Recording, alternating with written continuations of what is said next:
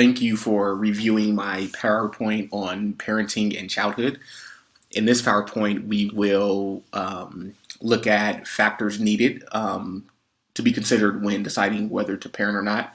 How have the trends in parenthood changed from conception to age at having a child, remaining child free, etc.? What are some of the advantages to parenting in the 21st century? And what are some of the challenges to parenting in the 21st century? So the first thing we'll look at is parenting right for you?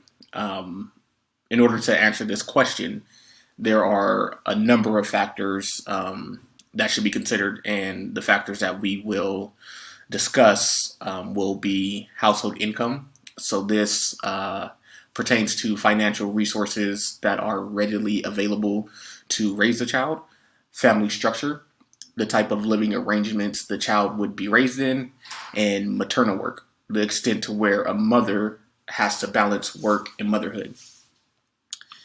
So the first factor we'll dig a little into is going to be the household income factor. So household income is a very important factor to consider when deciding to become a parent or not, because it would determine the quality of education that the child would have access to, childcare that the parents will have access to, quality childcare, and the type of lifestyle that parents would be able to offer their children. So studies show that children who grow up in poverty tend to have lower levels of well-being than children that were raised in households who are above the poverty line. And also children living in recurrent and persistent poverty show no signs of well-being. So household income is definitely a huge factor to consider when deciding to bring a child into this world. The next factor that we'll look into would be family structure. Family structure is also a very important factor to consider because it is vital to a child's growth and development. So a family structure that is strong and has good morals and values would be able to instill that into their children, which would have a positive impact on the child's growth and development. Unstable family structures can cause early childbearing and premarital intercourse, and also lead to a number of behavioral issues. So that's definitely another important factor to consider when deciding to raise children or not. And then the last factor that we'll dig into would be maternity work. So maternity work is another extremely important factor to consider before having a child. The reason that this is because it would determine the financial means needed in order to provide childcare. So if the mom and the father are both working full-time jobs, then childcare is going to play a big part in making sure the child is cared for and in an environment to where they're nourished and are able to grow and develop. If a mom is working part-time, then childcare may not be a huge part of that child rearing process because the mother would have more time throughout the week to be there to care for the children at home. So that's definitely a big factor to consider. Issues also can occur from children being raised outside of the home. And this is kind of where the household income factor would sort of tie back into the decision making. So if both parents are working and they're both in poverty, then having children at that moment might not be the best decision because of the quality of childcare that the parents may have access to.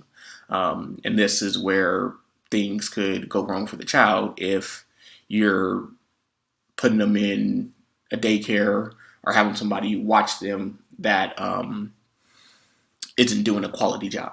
So that's definitely a huge, huge factor to consider. Shifts in parenthood. There have been a number of shifts in the way parents raise children in our modern day, opposed to years past.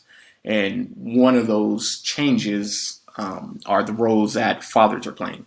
So historically, fathers were seen as the breadwinners of the household, and they would work a lot of hours and sort of be hands off when it comes to the childcare aspect. That was more left towards the mother to rear the children, to make sure the children in the home is taken care of. That was primarily the woman's job or the mother's job. In modern times, fathers and mothers share the responsibilities of the household, and so a lot of dual parent households, both parents are working. They both have equal responsibilities. So a father might work all day just like the mother might work all day, and then typically the mother would take care of the kitchen, do the cooking, and take care of the kids. But since both are occupied throughout the day, those responsibilities are now being shared. Another shift in parenthood would be fathers are presently participating in more activities that involve kids than they did in the past. So kids' activities, fathers are being more hands-on, opposed to just providing for the family and providing the resources needed to partake in these activities. They're actually starting to be more hands-on with these activities. And on the women's side, more women are having babies unmarried. So 44% of women in America are having babies outside of marriage. This is a huge shift in what we see or what we're used to in the past. So those are some common and major shifts that we see in parenthood nowadays. Some advantages of parenting in the 21st century would be parents are more educated. This also ties back into the household income factor. Parents being college graduates, of course, are going to bring in more household income, which increases the quality of childcare and the resources that the parents and children have access to grow and develop.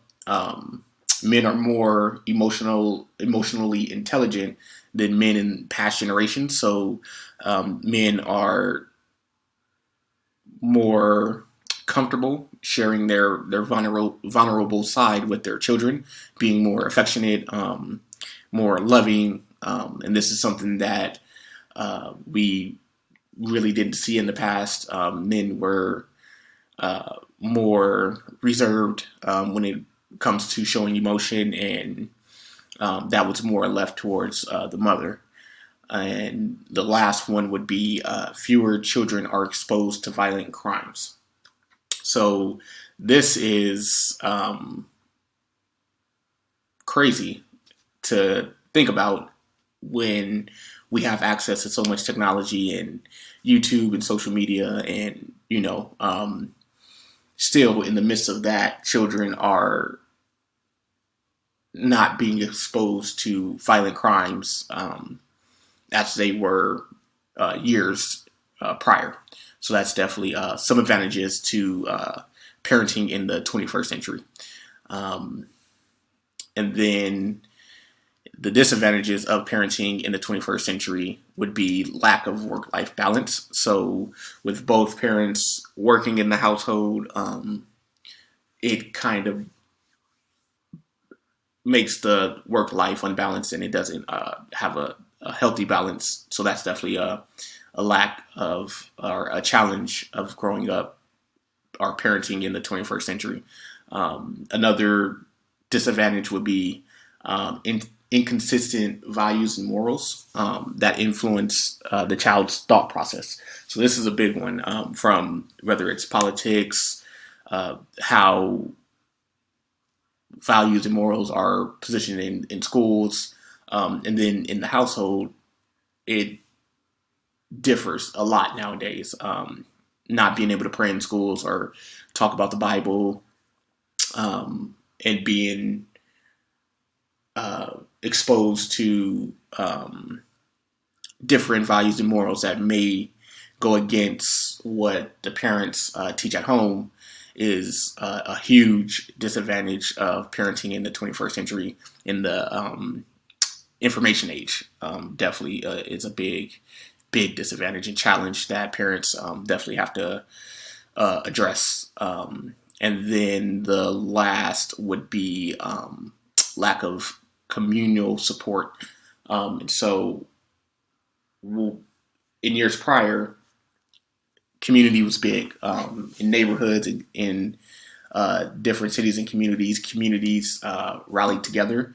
And that was a big advantage when it comes to rearing children, because you have more, you have a stronger support system that the family and the children could rely on. Nowadays, that seems to have weakened, and outside of the immediate family, communal support isn't present nowadays. So that's definitely a huge disadvantage of parenting in the 21st century. All of these factors and shifts in parenthood and the advantages and disadvantages of parenting in the 21st century is something that you would definitely want to consider when deciding to raise children, because it would definitely impact the quality of the child's life.